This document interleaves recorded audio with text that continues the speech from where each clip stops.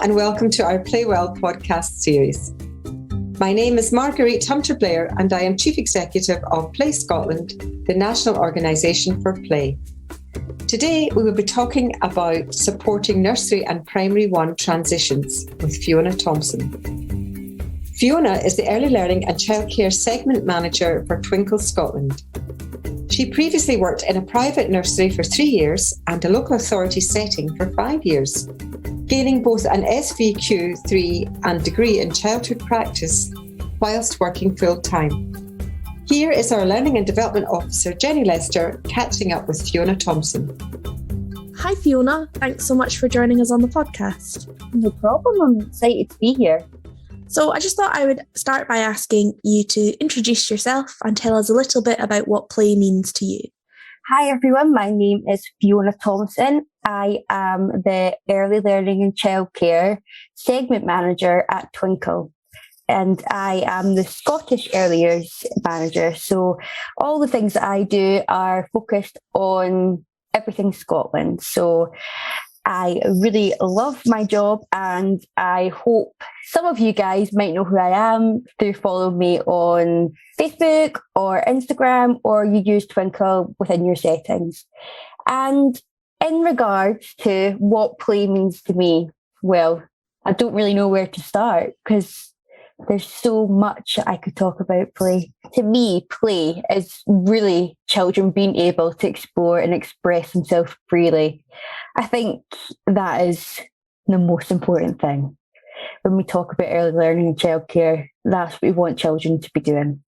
I think that we need to be thinking about all the open opportunities that we can give them so they're able to extend their learning through play.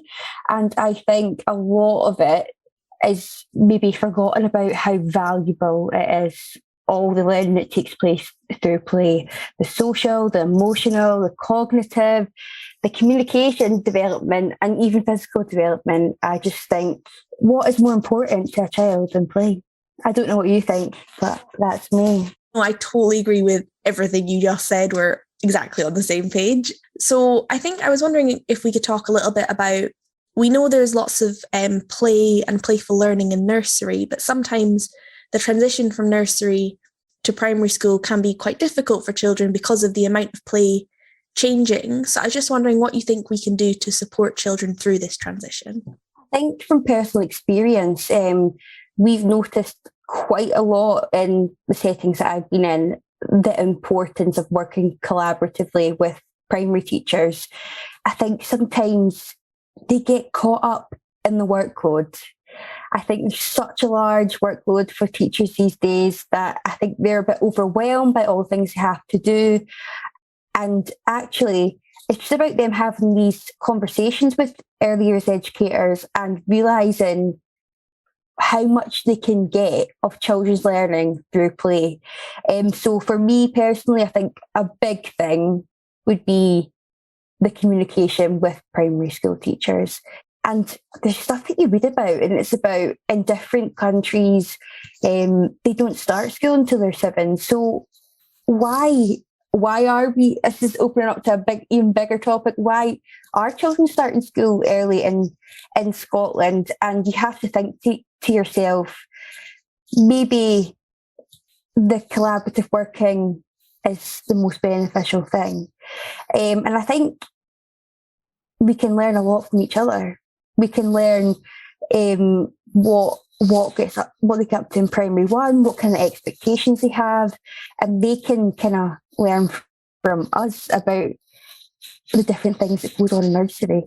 Another thing, I don't know about you, but I feel like when they go to school, the outdoor play, where does that go sometimes? I think that could be maybe incorporated more into schooling. I think when you step back and you kind of watch the children learning outside, you see so much going on. All the maths, all the literacy, health and well-being, science, everything is going on if you just step back and observe it. So definitely from my perspective, if we want to have smooth transitions, let's not make children sit at a desk for 6 hours a day. Let's get them outside and observing their learning and seeing what they get up to. Yeah, no, that's so fantastic. So I totally agree. We've worked quite a bit with Sue Palmer, and she wrote this book called Play is the Way, and it's all about a kindergarten stage in Scotland and how children starting school at the age of 7 works in other countries, and how we can have outdoor nurseries or nurseries that are doing a lot of things outdoors until then. And I do just think it's really fascinating. And I'm really interested there. You talked a lot about nurseries and primary schools connecting. And I know often nurseries and primaries do link up, but I think there is something else there about, really learning from each other as practitioners. So not just, okay, how do we get the children from here to there, but how do we get these settings matching? And yeah, absolutely. Outdoor playtime is just the most beneficial, good for mental health, good for physical health, good for learning, good for enjoyment and fun. No, absolutely. And you spoke a little bit there about the barriers when delivering playful learning, a little bit about workloads for teachers. So I was just wondering if you could talk a little bit more about what sort of barriers can be a problem when delivering playful learning or supporting these sorts of transitions. Something that I always think about is an experience that I observed. There was a little girl and she was playing in the sand. It was sand that had spilling out of the tree. And she was like using her finger and she was making marks in the sand. And she was like using her fingers to let the sand trickle through her fingers. And I was thinking, this is so amazing to watch. But when you actually step back and think about it, how many people would have thought, I need to pick that sand up off the floor? There's all these little things like that where people are so caught up in it needs to be tidy, we need to be making sure that we're following this and that. And actually, we're missing these amazing moments where children are learning through play and using their imagination. If I hadn't stepped back and watched that, I've missed her using fine motor skills, playing through schemas, and developing all these skills that could have been missed. So I think it's things like that the barriers can often be ones that we've put in place ourselves. The expectations that we put on ourselves, we need to be doing this, we need to make sure it's tidy, we need to be doing that, when actually sometimes we don't. We just need to step back and think, right, what are these children doing here? How can we learn from them in a way? And for teachers, I think because there's such a large workload, I personally think there should be more than one teacher in a classroom. I don't know about you. I think that it's crazy to me that when you work in a nursery, the ratio is 1:8. Why is it when you go to school, the child gets this big shock because it's one teacher and maybe 20 other children? It can be larger depending on where you are. More children come in throughout the year. And no wonder teachers are like, we need to be getting this done. But the way that wee Bobby learns is different to the way Susie learns. Susie might love sitting and drawing a picture that maybe you've, like a stencil or something that you've said, right, everybody has to do this elephant. But Bobby doesn't want to do that. He wants to be building an elephant in the construction area. So it's about finding that balance and making sure we're kind of getting the learning from children that's making their learning intentions specific to them. I think that's where we need to kind of reassess how things are going in schooling, because the value of making it tailored to each child as an individual and the progress they will make and all these things about raising attainment, we need to be focusing on them as an individual, their health and well-being, and then everything else will fall into place. So definitely in terms of that, I would say, and also I think it's about the spaces that they have. We need to be having rich learning environments for the children. people often say that the environment is the other educator. So being stuck in, like I've said before, being stuck in a classroom all day, some children don't like being stuck in a classroom. I know I wouldn't like being stuck inside all day. I love getting outside. I love being out in the fresh air, and it just changes your mindset sometimes. So I think about having rich spaces and open spaces where other children can interact with each other. I think that's another thing that would really help with these barriers, and just reassessing what is important. Is it really important for us all to be ticking these boxes and thinking, oh, right, okay, they're maybe hitting that mark, maybe hitting that mark. Is that really the most important thing?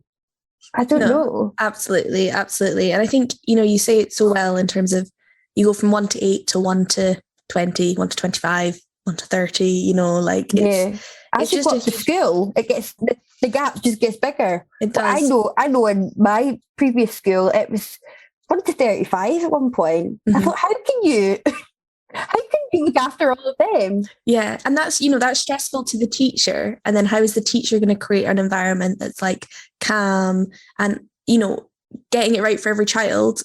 How can you do that when there's 30 of them and you do have boxes to tick? It's unfortunate, but that is the situation, and it's so tricky. But I think you're right.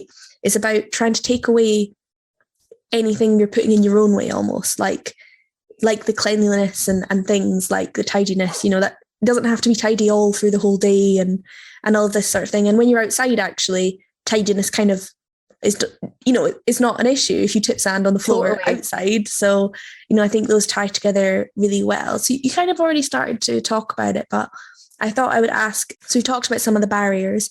Do you have any top tips on how to overcome the barriers that you've just been talking about? Well, I also would like to say that I think as children get older, why does that playfulness go? And I think it's maybe they get embarrassed. They're like, oh, should I be doing this? Should I be doing that? Why does it go? And I think as adults, my top tip is we need to get in and we need to be playing so children can let down their guards and be like, oh, actually, it's okay for me to be doing that. Because from a nursery perspective, I know when all the older children would come and see us for transition or just come and have a wee visit for the nursery children, they would always say, oh, I miss nursery so much. I miss it so much. All we did at nursery was play. And you think, why aren't you playing when you go up to school? It's just such a crazy thing because it's so important, isn't it? It's just one of the most important things I think anyone should be doing. As an adult, we have our hobbies. Some people like to play tennis. Some like to play golf. That's a form of play. So I think that is one of my top tips. Continue to play yourself and make things fun because that will shine through and children will observe that from you. And another one I would say is don't be afraid to ask for support. It's not going to be embarrassing if you say, I'm not really sure to how to implement this in a playful way. Could you help me? Early years educators are always there to support. From what you were saying, how you work with Sue, read books, whatever works for you. Look at wikis, blogs, watch videos, attend training, just having professional dialogue. You will learn so much from other educators. So don't be afraid to ask because everyone is always there to support. And I don't know about you, but I want to make my life easier. If there's something that can make my life easier and I don't have to be sitting at a desk any longer than I should, perfect. So let's make it easier for ourselves. And like I've said before, working together, I've already spoke a wee bit about that, but I think we need to ensure we're working collaboratively with the teachers, with parents. I think that's the thing sometimes we forget about. Maybe parents need to have a different perspective on play, but they've sometimes get caught up in, oh, we should be going to gymnastics, we should be going to swimming, we should be going to tennis, we should be going to football, when actually sometimes all the child wants to do is play with you. Get out in the streets, go on your bike together, get some chalk out, do some drawing on the concrete. Those are the moments that the children are going to remember. I remember as a kid, I used to love playing out in the street with my friends. It was my favourite thing to do. One thing that I loved doing was I got a pair of stilts off my granddad, and I used to go up and down the street, practicing my stilts, balancing on my stilts and falling down. And then my friend would draw a line with the chalk and kind of show me how far I've got. And I would keep trying to go further and further. I remember that. Nothing of that was to do with going to a swimming class or going to a gymnastics class. That was me just using my imagination, having wee races with my friends. I think it's so wonderful when you see parents out with their kids. The people across the road from me, I've seen them out and they were teaching their wee boy playing Kirby. He was like, what's Kirby? And they're like, well, we used to play this when we were a kid. And they were teaching each other, and then the wee sister came along and they were all out in the street playing Kirby. These things are amazing to see. Just parents actually stripping it right back. And I think that's what's so amazing about the stuff that you have in Play Scotland, the helpful kits that you have for parents to be able to have something quick and easy to read and look at, and maybe just reflect on some exciting things they could do at home to keep things fun and entertaining. And yeah, just everybody needs to continue to work together, because I think if we have a good cycle, play will just be perfect, and that's all we need. Yeah, no, I'm 100% there with we need to work together. Everyone needs to be playing more. You know, those are great ideas. But I just want to pick up on a few things you said. I thought it was interesting we were talking about how sometimes older children feel a little embarrassed to play, or at least embarrassed to play in certain ways. And I do remember that getting up in the school, you know, people might not want to play pretend games or things like that, or even toys that are like meant for, very heavy quotation marks, meant for younger children. You know, you might think you still enjoy playing with that, but you think, oh, actually, that's probably a bit babyish. That was the word we always used to use. But actually, you know, there's still value from it if you find it enjoyable. And you're right. I think there's something to do with adults modeling that it's okay to be silly. It's okay to have fun. It's okay to kind of mess around. And I think a really good way I've been seeing that happen more and more in primary school is the introduction of like these muddy kitchens. So you can like continue with water play and element-based play in primary school. Whereas when I remember going from nursery to primary school, and I used to love playing with the water in nursery, but in primary, you couldn't. There wasn't anything there to do it with, you know. And I do think that's something really good that lots of schools are bringing in at playtime. And I think you're so right. Asking for support and connecting with other practitioners. You know, we're all working in these areas because we're passionate about children and young people. So we should connect, we should inspire each other, and we should learn from each other, definitely. And yeah, let's make it fun, and let's do it in schools, let's do it in nurseries, and yes, let's do it in the streets, you know, like these are public spaces and people always used to play there. So why can't we do that again? Yes, totally. And what you were saying about the mud kitchens, I love to see that in the schools, and how much the kind of, you see the joy coming out of the children when you start playing with loose parts as well. Oh yeah, loose parts, like, 100%. Oh, yeah. They love the loose parts. And that's, I think, when they kind of take a step back and they think to themselves, this is quite fun. And you see their imagination coming out and what they're making, and that playful side does come out of the older ones. So just about assessing what works best for different age groups, isn't it? And trying our best to keep the play alive. Absolutely. Well, thank you so much for joining us today. That was great. Thank you so much. Thank you so much for having me. It was lovely to be a part of your podcast, and I hope we can work together again soon. Definitely. Thank you. Thank you for joining us on this podcast. Next time, we will be looking at play for deaf children. Don't forget to subscribe to our podcast on your preferred app and join the conversation by using the hashtag PlayWellPodcast. And find out more about Play Scotland by following us on Twitter @Play Scotland and visit our website playscotland.org.